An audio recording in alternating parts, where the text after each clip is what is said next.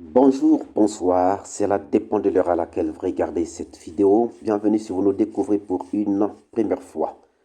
Pourquoi le général Oumar Sano, chef d'état-major général des armées à l'époque des faits du 28 septembre 2009, est-il resté indifférent sans rien savoir de tout ce qui s'est passé le 28 septembre 2009, sans savoir la disposition des corps, sans savoir les émeutes au stade, sans savoir les différentes réunions, sans savoir le poste de commandement.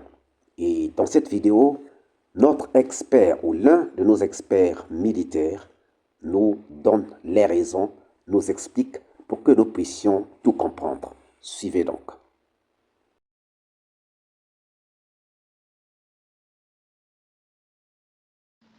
Vous savez pourquoi le général Sano il est resté indifférent quand les camions sont venus au camp Sambori?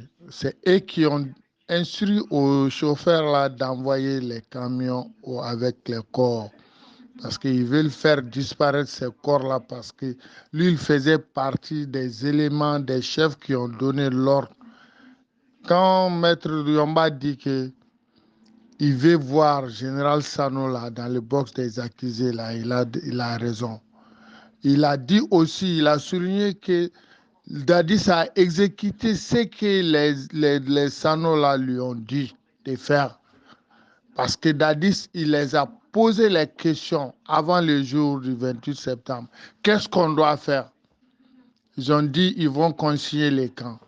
Partout, il y a les rumeurs dans le monde entier qu'il y a les rumeurs qu'il y a un événement interdit, une manifestation interdite qui doit avoir eu lieu. Donc, toujours si les camps sont consignés, on consigne les camps militaires pour désigner les piguets d'intervention. Il n'y a jamais eu de piguets pour sécuriser un camp militaire dans le monde entier. Ça n'a jamais eu lieu. Désigner un piguet pour assurer la sécurité du camp, c'est la police militaire et les éléments de garde, les gardes du jour qui doivent sécuriser les camps.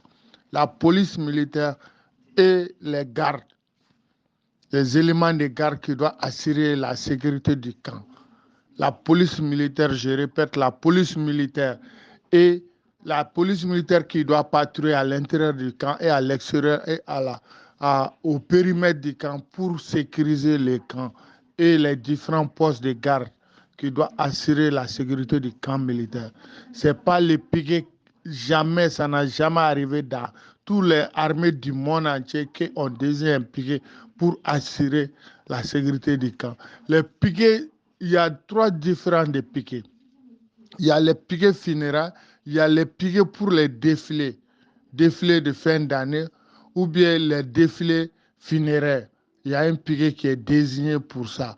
Mais le piquet est désigné spécialement quand on entend piquet dans l'armée. Le piquet, c'est comme son nom l'indique, le piquet d'intervention. Le piquet est désigné spécialement pour intervenir pour une cause en cas de soulèvement dans le pays.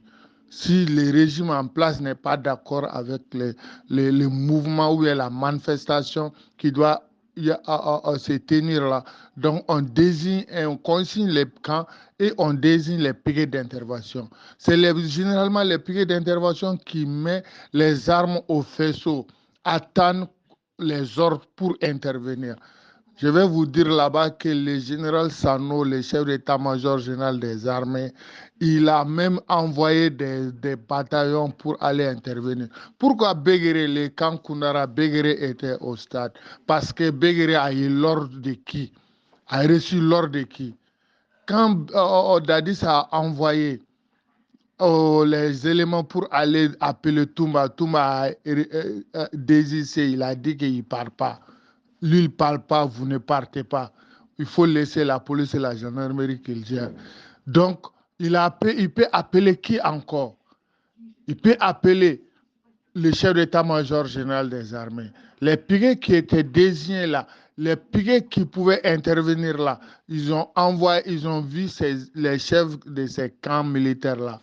Belguéré est un exemple palpable, un exemple clair pour ça là. Donc, c'est eux qui ont envoyé. Si vous voyez qu'il n'a pas pu sortir pour venir regarder le corps là, parce qu'il se sentait coupable, il sait que c'est lui qui a envoyé les militaires au stade. Sur l'instruction de Dadis, les éléments de la garde présidentielle, ça c'est autre chose. Ça c'est un régiment qui était rattaché à la présidence. Donc, lors des unités rattachées à la présidence, leur chef, ça c'est le président de la République. C'est le président de la République qui peut donner l'ordre à ces éléments-là d'intervenir. Dadis a donné ces ordres-là, Toumba a témoigné. Donc, pour les autres bataillons qui se sont rendus là-bas, qui se sont déguisés en Bréoris pour aller là-bas, quand Koundara et Kalia là, c'était sous l'ordre du général Sano, le chef d'état-major général des armées. Il y a eu le témoignage aussi de Baldé, qu'il y avait un PC opérationnel pour suivre les événements du 28 septembre. Et il rendait compte à chaque instant au général Sano. Il a nié tout ça là. Donc, parce que c'est lui, il faisait partie des acteurs qui ont instruit à Dadis qui vont désigner des piquets d'intervention. Les piquets sont nom dans l'armée, piquets d'intervention, intervenir pour une cause. Il y avait quelle cause? C'était le mouvement du 28 septembre que Dadis ne voulait pas. Donc, s'il y avait un piquet le jour du 28 septembre, le piquet était désigné pendant la journée pour faire quoi? Si ce n'est pas pour intervenir contre les manifestants. Même s'il y a un piquet, on doit désigner pour sécuriser les camps. Le piquet doit être désigné pour la nuit. Donc, s'il y a un piquet, un jour férié, le camp est consigné, il y a un piquet qui est désigné. Il faut vous renseigner dans toutes les armées du monde. Ce piquet-là doit être là. Pour quelle cause? Ça devait être là pour en cas de faille de la police et la gendarmerie, d'intervenir, mater cette population-là. Donc, merci. Je m'arrête là d'abord pour le moment. Donc, le général Sano et sa place est dans le box des accusés. Je me répète, la définition du piquet, la piquet est désignée, son but est d'intervenir en cas de soulèvement dans le pays ou en cas de manifestation non autorisée ou bien en cas de grève des marches des élèves et étudiants. Donc, le piquet d'intervention est là en cas de faille de la police et la gendarmerie. Le piquet, l'armée désigne un piquet d'intervention rapide. Donc, les piquets, comme son nom l'indique, c'est un piquet, c'est un effectif des soldats qui est désigné avec les armes individuelles. Ils attendent l'ordre des chefs militaires pour faire une intervention rapide. C'est ça le piquet dans l'armée, c'est ça le piquet. Le piquet, comme son nom l'indique, le piquet est désigné s'il n'y a pas de décès pour le piquet funéraire, s'il n'y a pas de décès des généraux pour les défilés funéraires des généraux décédés, s'il n'y a pas de défilé de fin d'année, s'il n'y a pas de défilé de fêtes de l'armée, si tu vois un autre piquet, ça c'est un piquet d'intervention pour mater la population qui veut faire une marche ou bien qui veut faire une manifestation ou bien les élèves veulent gréver et marcher. Donc, le piquet d'intervention est là uniquement pour ça. Les autres piquets, ce sont les piquets pour les défilés en cas de fête de l'indépendance, en cas de fête de l'armée, en cas de décès d'un général, bien en cas de décès d'un médaillé d'or de l'indépendance. Donc, les piquets funéraires sont désignés pour ça. Donc, en cas de fête de l'indépendance, un piquet est désigné sur l'étendue du territoire national, dans la capitale, dans les régions. Les piquets sont désignés pour faire les défilés le jour de la manifestation du fête de l'indépendance et les manifestations du fête de l'armée L'autre piquet, c'est un piquet d'intervention contre les manifestations non autorisées. Donc, les piquets que le général Sano a dit qu'il y avait les piquets pour assurer les camps. Les piquets n'est jamais désigné pour assurer la sécurité d'un camp. Les camps militaires à sa sécurité, ça c'est le poste de garde et la police militaire à l'intérieur et au périmètre et à l'extérieur du camp, à l'alentour du camp. Donc, s'il y a un autre piquet, le jour où le camp est conçu, le piquet est là pour mater la manifestation. Il faut demander, vous pouvez même charger à un avocat de poser la question à ces généraux-là. Les piquets sont désignés en cas de manifestation non autorisée dans les camps pour faire quoi? Ils vont dire, ils vont dire la vérité. Je prends l'exemple sur le cas de l'événement de la démocratie au Mali en 91. Quand la police et la gendarmerie n'ont pas pu vraiment maîtriser la manifestation contre le régime dictatorial de Moussa Traoré en 1991, le 26 mars 1991, la journée noire. Vous voyez, donc c'est l'armée, on a réquisitionné l'armée, c'est l'armée qui était dehors pour maintenant maintenir l'ordre. Donc c'est là ils ont massacré la population malienne. Vous voyez, donc quand on a condamné Moussa Traoré, l'ancien président dictateur malien, le général Moussa Traoré, on l'a condamné avec son ministre de la Défense, son chef d'état-major de l'armée et quelques généraux. Son chef d'état-major général des armées, Ousmane Coulibaly, a été condamné. Son ministre de la Défense dans le temps, c'était le général Mamadou Coulibaly. Son ministre de la Sécurité, c'était le général Ségouli.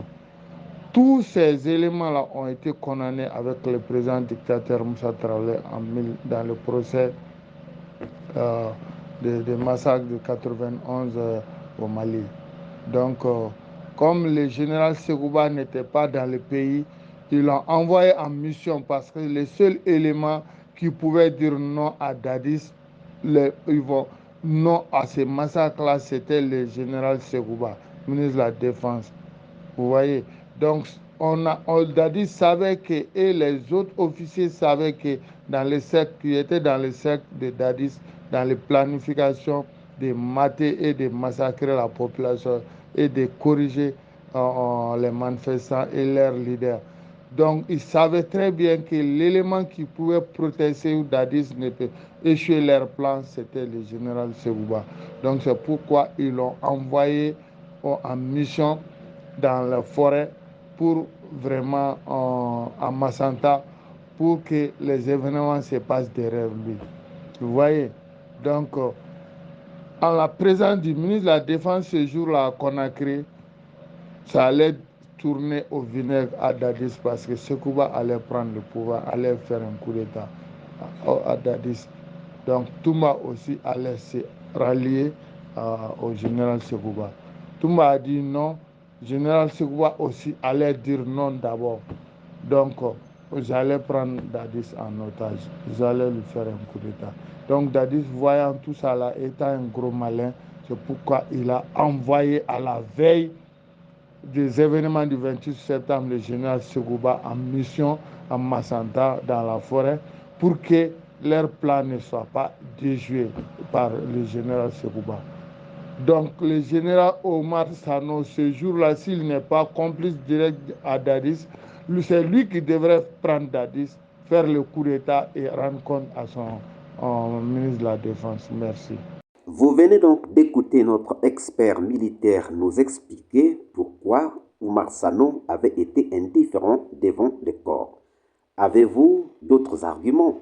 Nous vous posons la même question. Pourquoi Oumar Sano avait-il été indifférent pendant la journée du 28 septembre 2009? Nous attendons vos réponses dans les commentaires. Si cette vidéo vous a plu, ne manquez pas de laisser vos pouces bleus, de commenter et de partager. Si vous n'êtes pas encore abonné, veuillez vous abonner et surtout ne pas manquer d'activer la cloche des notifications afin d'être averti à temps réel pour toutes nos prochaines publications. Quant à moi, je vous dis à très bientôt pour une nouvelle capsule. Ciao!